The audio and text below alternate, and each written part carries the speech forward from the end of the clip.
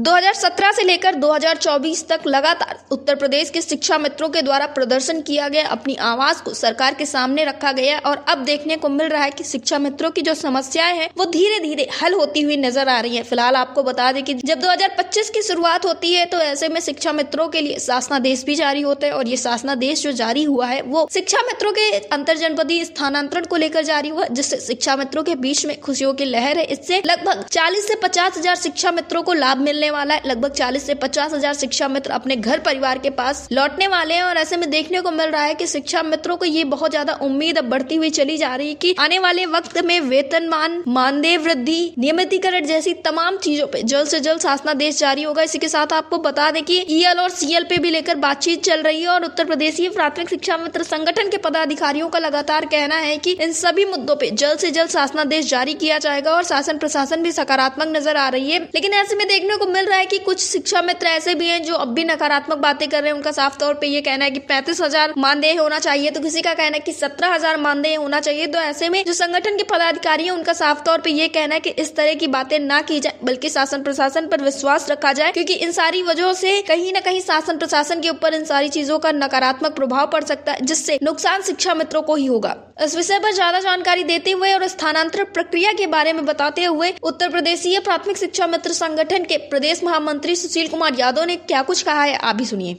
सरकार होती है, सरकार जब चाहे जो चाहे निर्णय ले सकती है।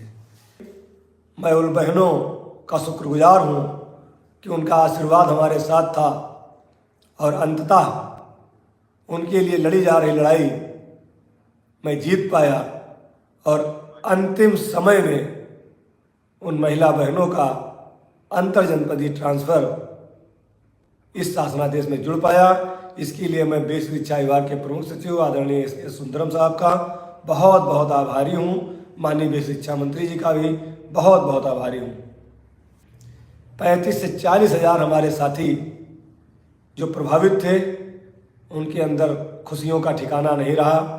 एक सफलता हमको मिली है, भले ही आंशिक सफलता है, लेकिन हमारे लिए ये बहुत बड़ी सफलता है कि आज जो भी द्वार बंद थे वह द्वार खुल गए हैं और सरकार ने शिक्षा मित्रों के हित में निर्णय लेना शुरू कर दिया है। आगे के जो भी निर्णय हैं वह भी बहुत जल्दी होने वाले हैं। जो भी साथी रात दिन मेहनत कर रहे हैं उनसे पूछिए उनके घर की क्या स्थिति है, उनके माँ बाप क्या कह रहे हैं, उनकी पत्नी क्या कहती है, उनके बच्चे क्या कहते हैं। महीनों हो जाता है, बच्चों के साथ बैठकर भोजन नहीं कर पाते हैं, माँ बाप से बात नहीं कर पाते हैं, घर में रहकर ही घर से दूर चले जाते हैं। एक अपनी अलग दुनिया में हमारे जैसे लोग पागल हो गए हैं शिक्षा मित्रों के लिए, और अगर उनमें से एक भी साथी कमेंट कर देता है तो आत्मा झकझोर जाती है। इसलिए आप सबसे हमारा विनम्र प्रार्थना है कि जो लोग आपके लिए काम कर रहे हैं, जो लोग आपके लिए मेहनत कर रहे हैं, कम से कम उनको तो छोड़ दो। जब सारे लोग घर बैठ गए थे तब हम लोग निकले थे या सोचकर कि मंजिलें क्या हैं, रास्ता क्या है, हौसला हो तो फासला क्या है। कभी 2,000 मानदेय बढ़ रहा है, कभी 5,000 बढ़ रहा है, कभी कोई आदेश हो रहा है। एक अंदाजे में खबर लिख दिए, लेकिन उसका फर्क पड़ता है।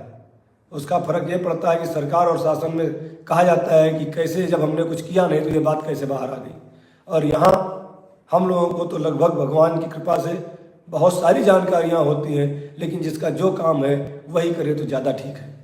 एक शासनादेश जारी हुआ है, अब अगले शासनादेश के लिए संगठन की तैयारी पूरी है, क्योंकि हम लोग जिस मिशन पे चल रहे हैं उसके लिए किसी ने कहा था कि बेहतर मिल जाए बेहतर तो और बेहतर की तलाश करो। टूट जाता है बेहतर से बेहतर की तलाश करो, मिल जाए नदी तो समंदर की तलाश करो। टूट जाता है शीशा पत्थर की चोट से और टूट जाए पत्थर ऐसा शीशा तलाश करो।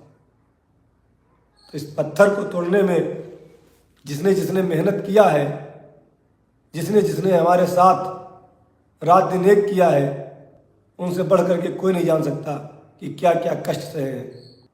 किस तरह से अधिकारी और सरकार हमसे कह रहे थे कि ये कर लो बेटा भविष्य ठीक रहेगा, लेकिन हमारे ही लोग हमको गालियां दे रहे थे वही स्थिति आज भी है कि अगर कहा जा रहा है कि थोड़ा सा धैर्य रख लीजिए महीना 15 दिन का, तो वह भी आप लोग नहीं मान पा रहे थे। इतने दिन से कहा जा रहा था। आखिरकार एक शासनादेश कल जारी हुआ है, रास्ता खुला है, आगे भी शासनादेश जारी होने जा रहे हैं और माननीय मुख्यमंत्री जी, माननीय शिक्षा मंत्री जी जल्द ही इसकी घोषणा वो स्वयं करेंगे, क्योंकि माननीय मुख्यमंत्री जी से जब मुलाकात हुई थी उन्होंने कहा था हम निर्णय लेंगे। कह रहे थे 4 से 5 हज़ार रुपये महीने का खर्चा हो जाता है पेट्रोल का, कुछ नहीं बचता था। बस एक आशा और उम्मीद के साथ हम लोग लगे थे कि कभी ना कभी हमारे दिन आएंगे, कभी ना कभी हमारे दिन अच्छे होंगे। उन लोगों की आंखों में आंसू देखकर हमें भी फक्र हुआ कि हमने जिनके लिए लड़ाई लड़ी आज कम से कम उनको सुखद अनुभूति हो रही है। इसी तरह जो मानदेय वृद्धि या स्थायीकरण की हमारी पूरी मांग स्थायीकरण की है, हमारी लड़ाई स्थायीकरण के लिए है, समान कार्य समान वेतन के लिए है, प्रशिक्षित वेतनमान के लिए है। लेकिन तब तक के लिए जो भी व्यवस्था सरकार हमारी करने जा रही है हमें वो स्वीकार होगी और हम सभी शिक्षा में साथियों की तरफ से सरकार को धन्यवाद देते हैं।